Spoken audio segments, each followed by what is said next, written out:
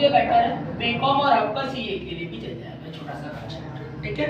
House rent allowances पढ़ने चलेगा बेटा। इसके बारे में जैसे कि हमने आपको लास्ट क्लास में बताया था, हाउस रेंट अलाउंसेस निकालने के लिए हमारे पास इनकम टैक्स ऑफिसर ने तरीका बता रखा है। क्या तरीका है आपके पास? सबसे पहले आपने चाहिए होता है बच्चों actual amount of house rent allowances, actual amount of house rent allowances, यानी आपको एक्चुअल में कितना अलाउंसेस मिला है।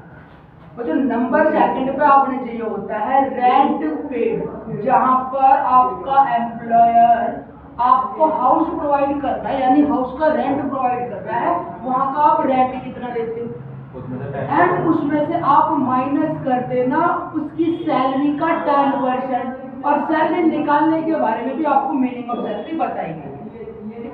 नंबर थर्ड पे आपने चाहिए होता है 50% of salary in metro city. भाई यदि आपको जो हाउस रेंट अलाउंसेस मिल रहे हैं, आप मेट्रो सिटी में रहते हैं तो 50%, और यदि वो मेट्रो सिटी नहीं है, अब बात आ रही है पता नहीं चलेगा मेट्रो सिटी कौन सी है, तो भाई इनकम टैक्स ऑफिसर सिर्फ 4 सिटी को ही मेट्रो सिटी कहती है, दिल्ली, मुंबई, कोलकाता और चेन्नई।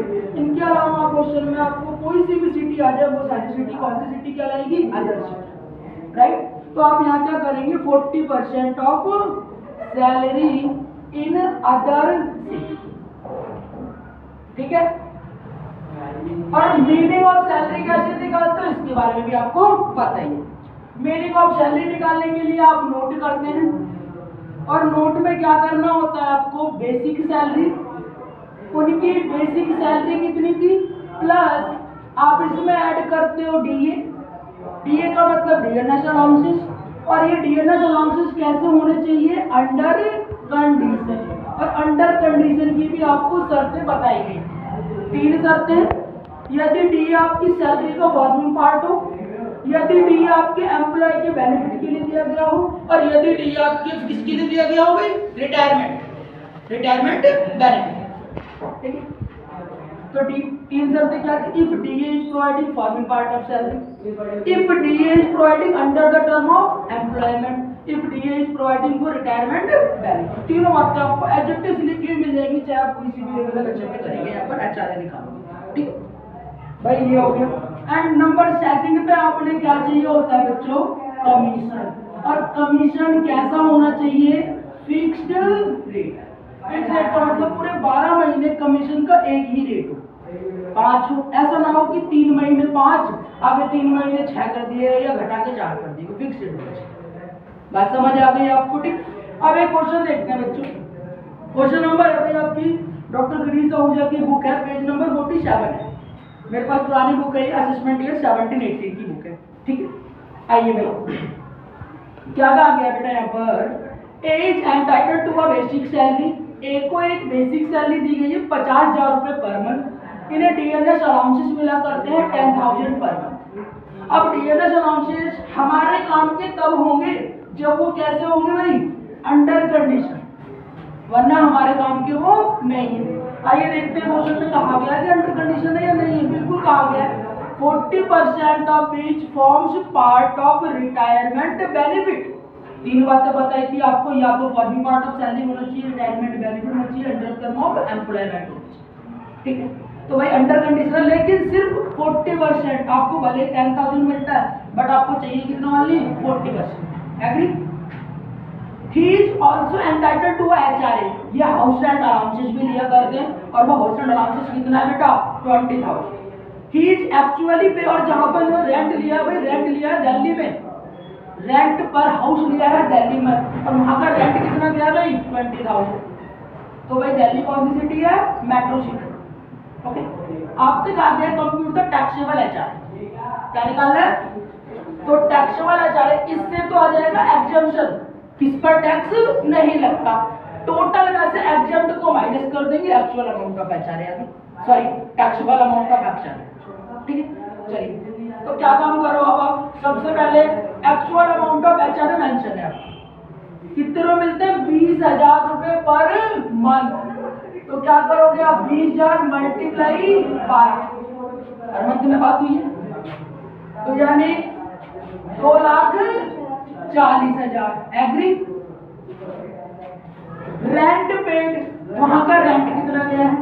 वहां का रेंट गया है 20,000 रुपए गया भाई रेंट में, 20,000 रुपए पर मंथ। तो रेंट भी कितना गया होगा बच्चों? 2,40,000।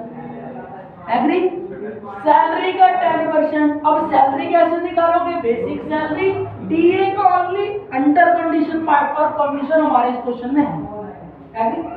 बेसिक सैलरी कितनी है इनकी? 50,000 रुपए पर मंथ, 12 पंजे 60, 6 लाख रुपए। एग्री करते हो? प्लस डीए मिल रहा था 10,000 पर मंथ, लेकिन उसमें सिर्फ 40% है हमारे काम का, और ये 1 महीने का आपने चाहिए कितने महीने का? 12 महीने। बात समझ आ गई भाई? 6 लाख प्लस 4 और 12 चौक 48, 4,048। तो भाई आपकी सैलरी आ गई 6,48,000।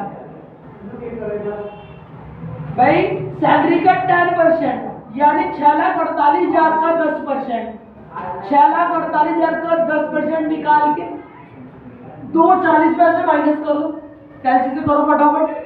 2,40 से माइनस 60, आपके बचे 1,80, 1,80 माइनस 4 1,76, 1,75 200, 175 200।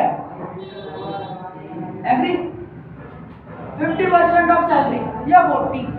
क्वेश्चन क्या कह रहा है? मेट्रो सिटी है भाई, तो मेट्रो सिटी है तो ये हमारे काम का नहीं है। एग्री भाई? सिटी मेट्रो सिटी है, सैलरी का 50%, सैलरी कितनी है? 6,48,000, और इसका 50% यानी 1/2, 3,24,000। जो इनमें से लीस्ट वैल्यू होगी, जो इनमें से लीस्ट वैल्यू होगी भाई, जो इनमें से लीस्ट वैल्यू होगी, least of the following shall be exempt. भाई जो लीस्ट वैल्यू होगी उस पर टैक्स नहीं लगेगा। तो लीस्ट वैल्यू कौन सी दिखाई दे रही है आपने बच्चों? नंबर 2। लेकिन अभी हमारा आंसर कंप्लीट नहीं हुआ। हमसे पूछा गया टैक्सेबल बताओ। क्या पूछा गया? Taxable HR. भाई टैक्सेबल एचआर में क्या करना है आपको? इन्हें एक्चुअल हाउस रेंट अलाउंसेस कितना मिलता है। यदि मैं हाउस रेंट अलाउंसेस की बात करूं, इन्हें मिलते भाई एक्चुअल में 2,40,000 रुपए। अब इसमें से लेस कर दो, किस पर टैक्स नहीं देना? एग्जेम्प्ट। एग्जेम्प्ट के लिए आपने ये कर रखा वर्किंग। एग्जेम्प्ट की वैल्यू आई है 1,75,200। बात समझ आ गई? तो आप माइनस कर देंगे, ये आपका टैक्सेबल एचआरए आ जाएगा। माइनस करो भाई, यदि आप माइनस करते हैं 40 64,800 लो बन